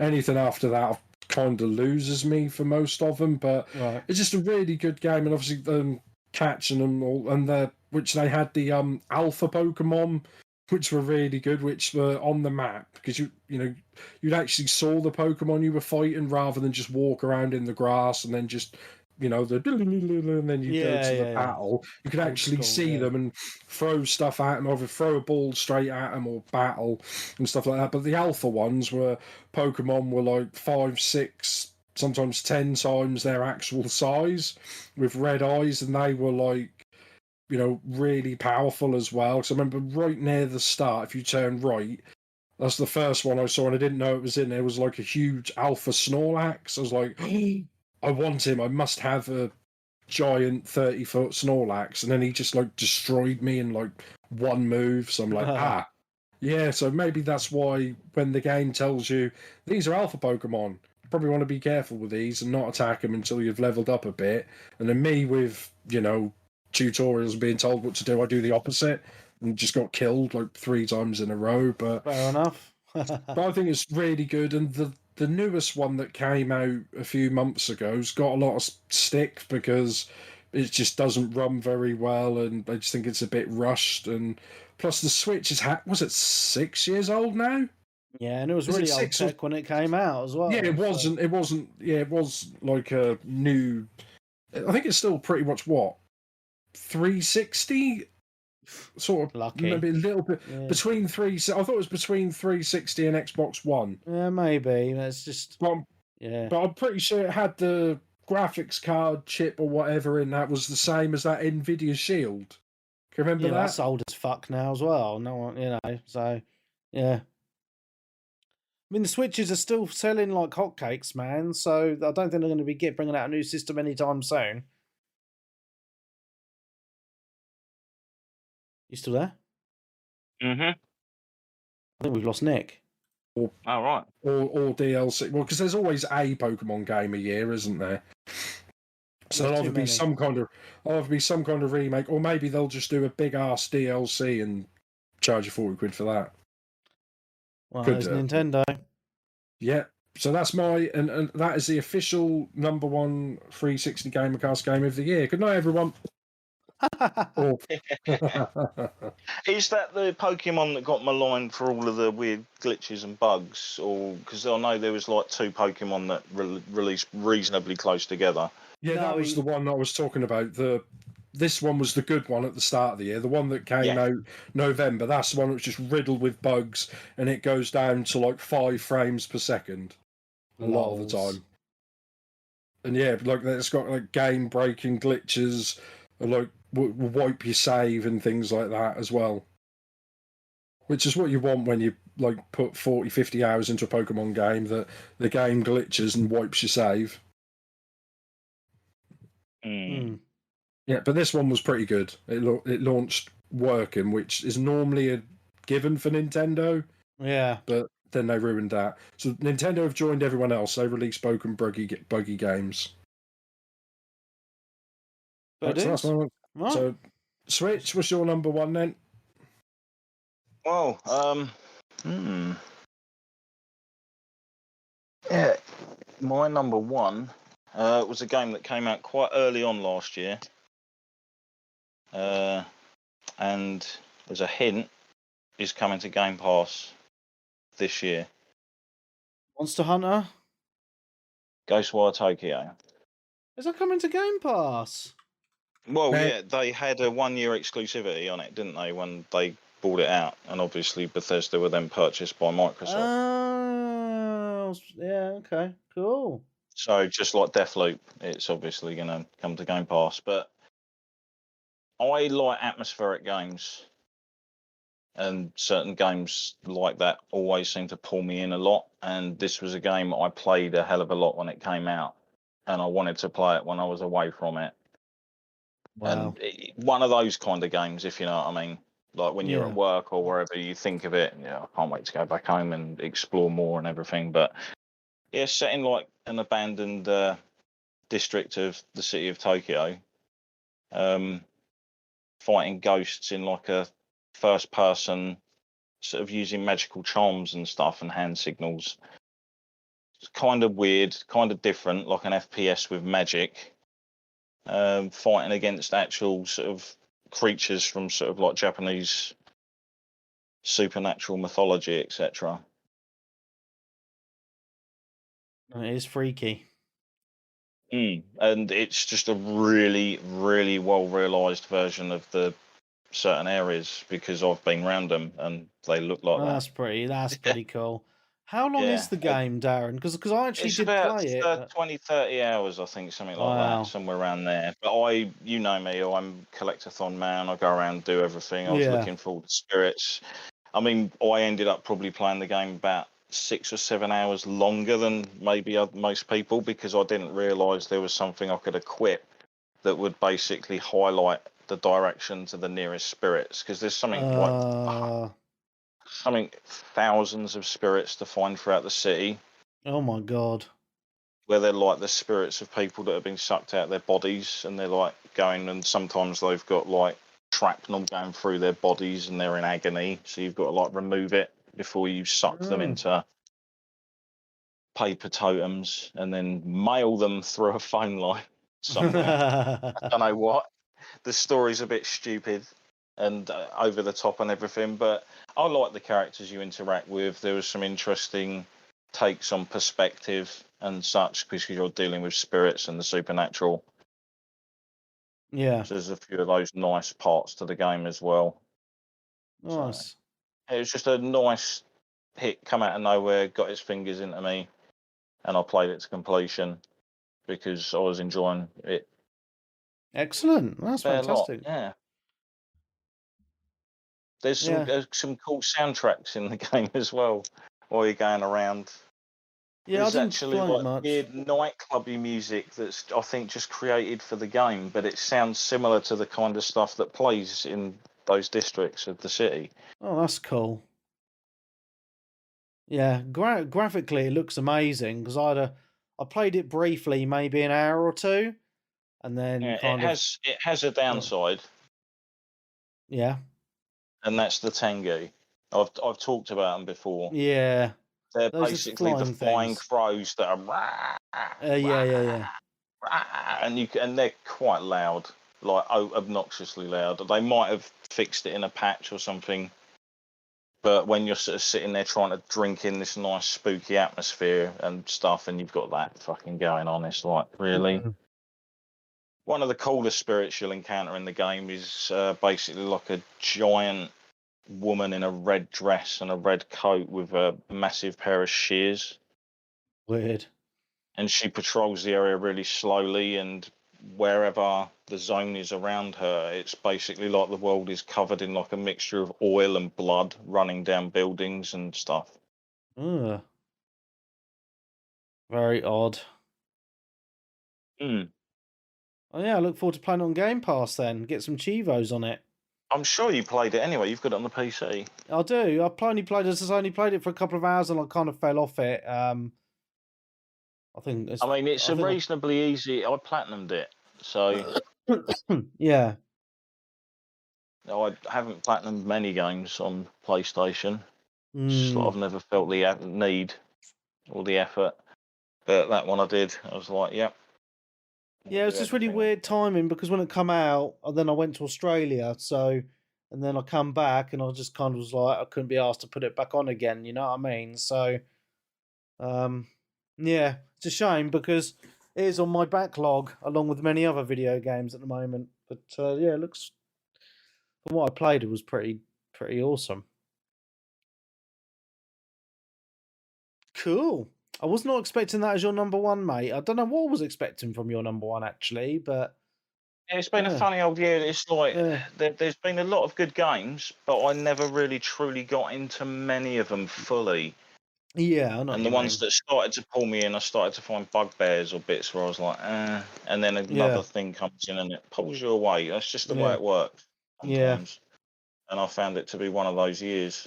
Yeah, no, I know what you mean. Easily pulled from game to game. Yeah. But this year, I'm hoping is going to be pretty fucking incredible. I think it's going to be good. Some stuff. Yeah.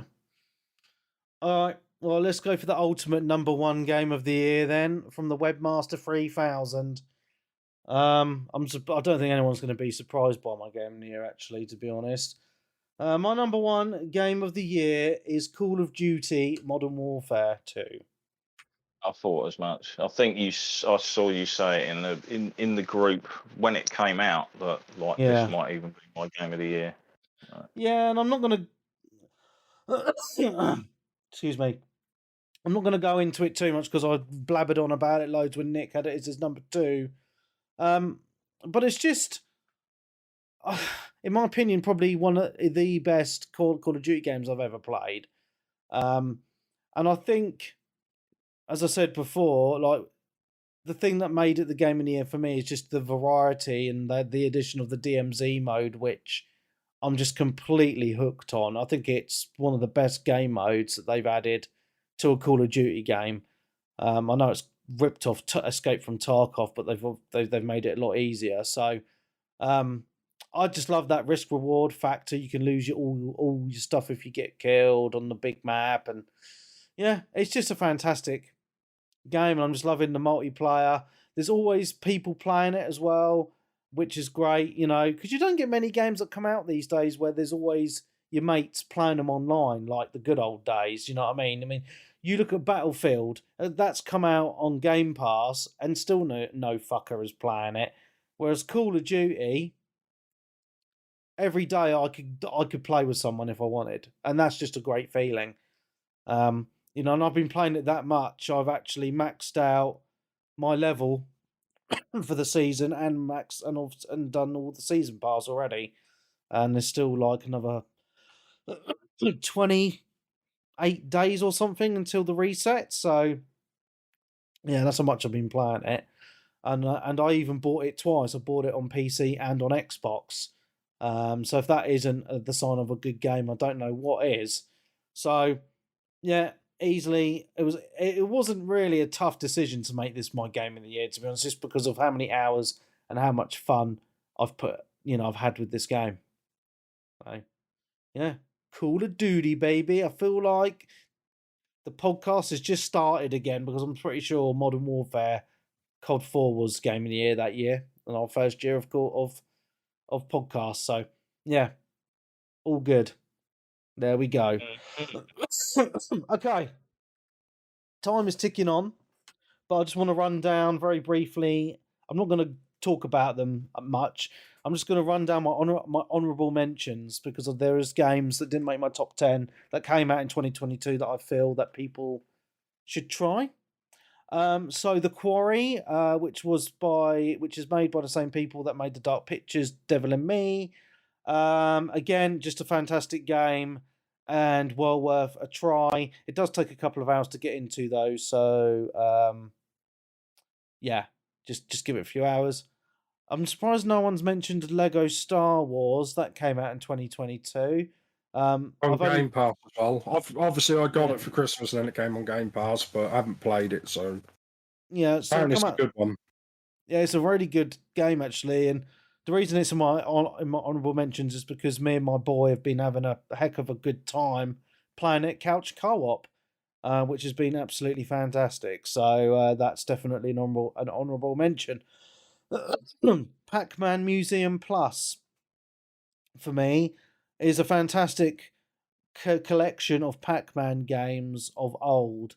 Even some of the old console games, which I did enjoy playing back in the day on my old Atari ST. And it's done in a really nice way where you can move around the arcade cabinets in your little arcade for all the Pac-Man games. So I really enjoyed playing that, and I need to get back on it.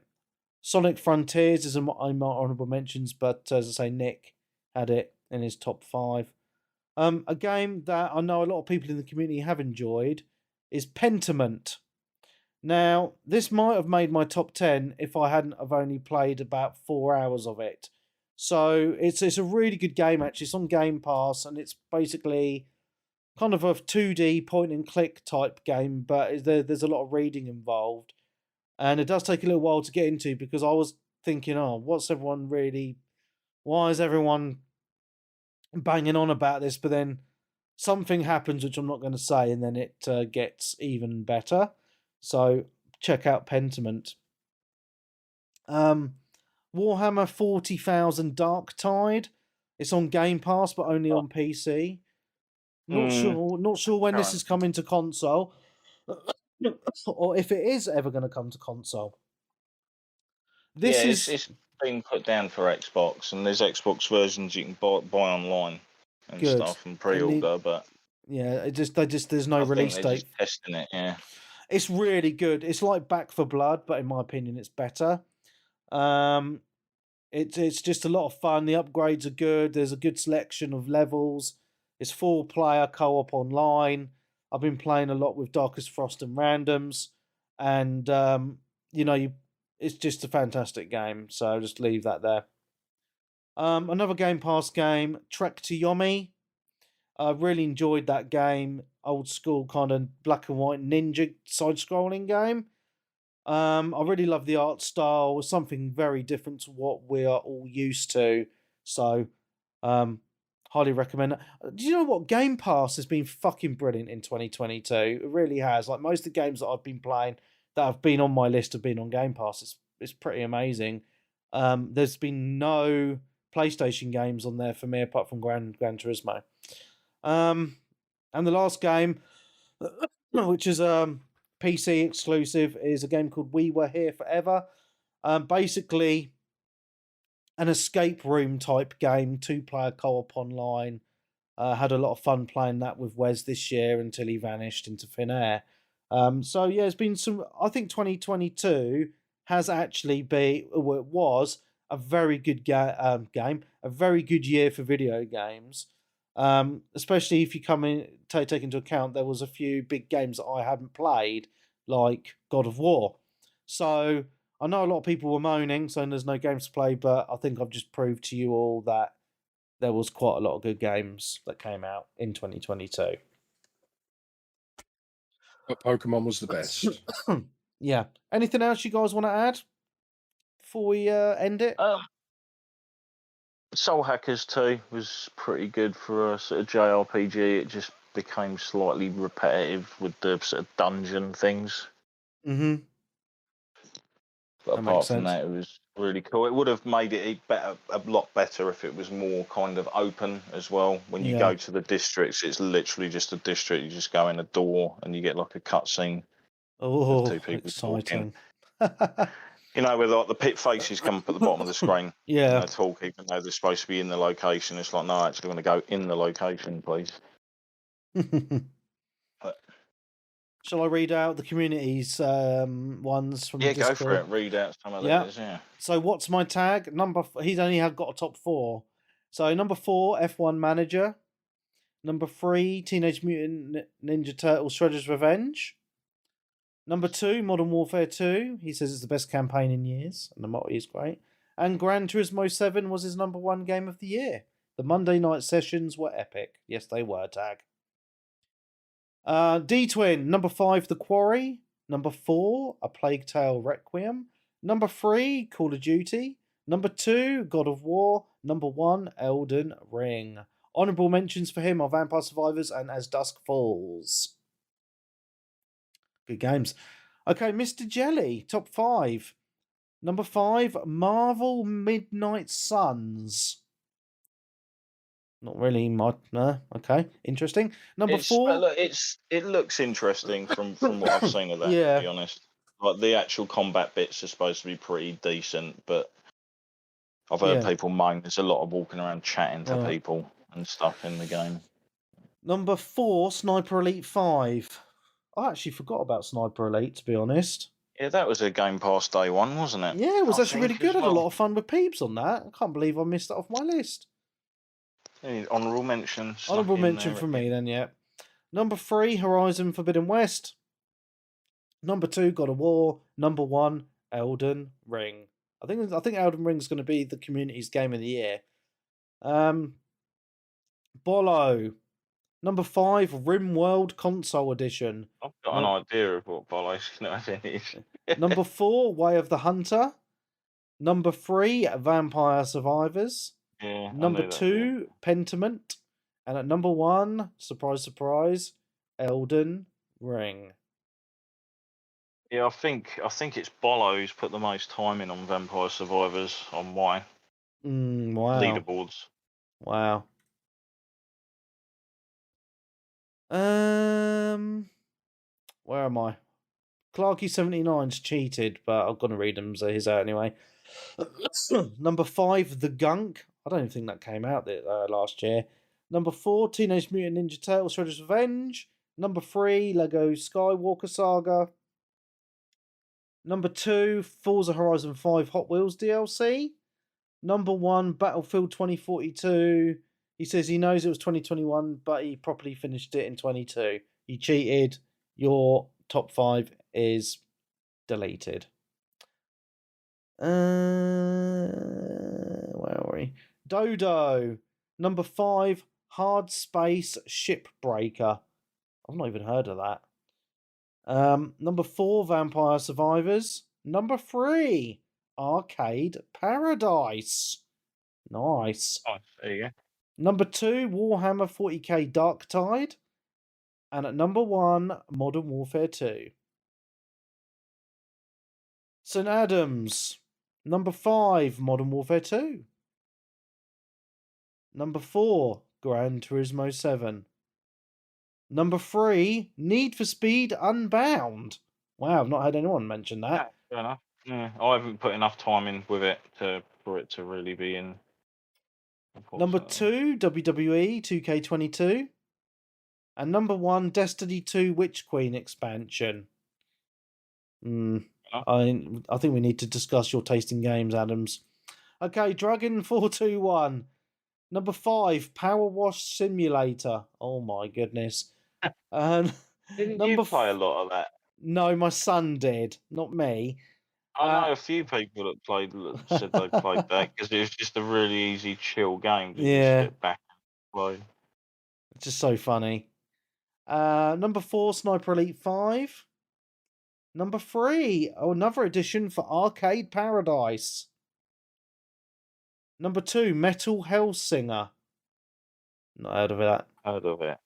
And at number 1, Deathloop, because it came out on Xbox in 2022. Wow, that is a surprise. Brewski Doo. Number 5, Tinykin. Number 4, Vampire Survivors. Number 3, You Suck at Parking. Number 2, Lego Star Wars.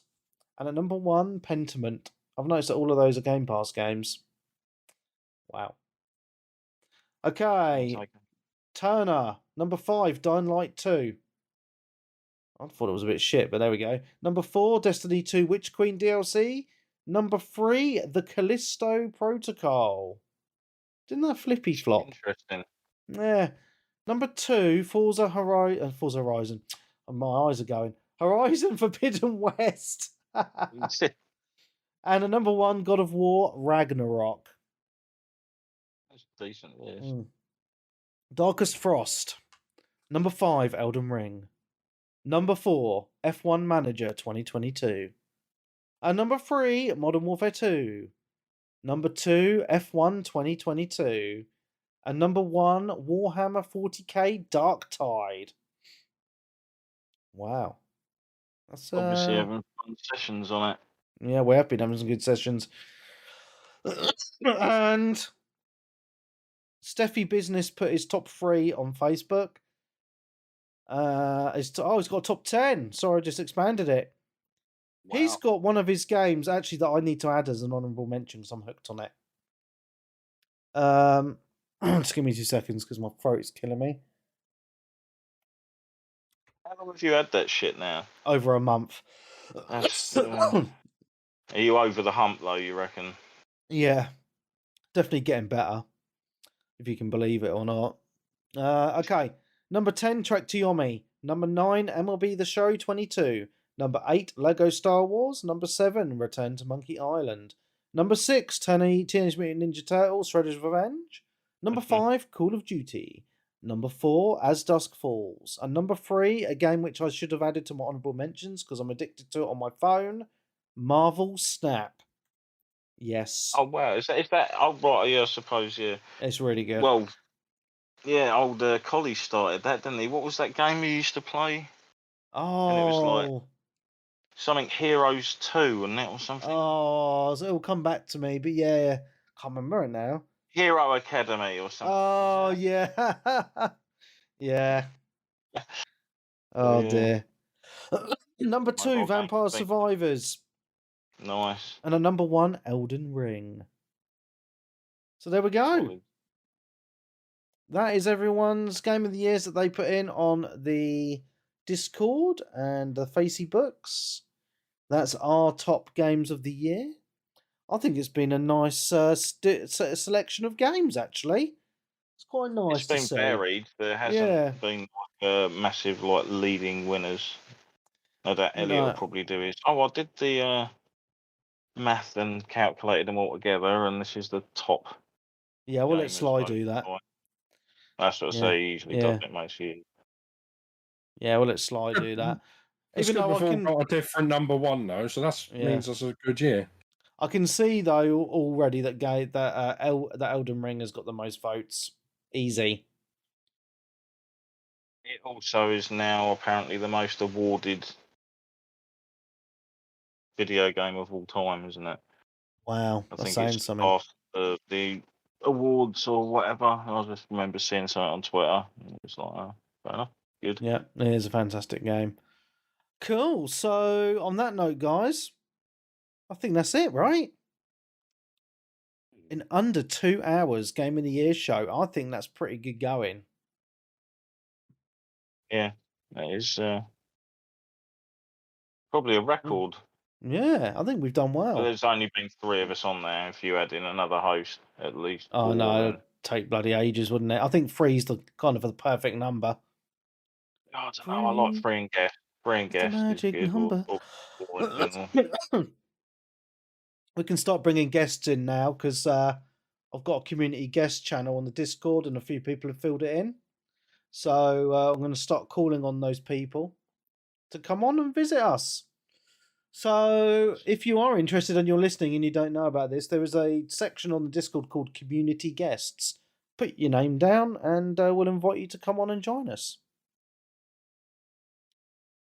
Cool. And now we're back to a nice regular schedule, which is all good. Cool. All right then, guys. I think that's the end of this week's show then.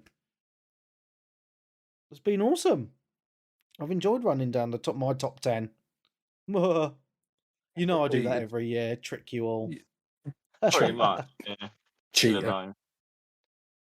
Well, I can't help it if I fucking chastise you.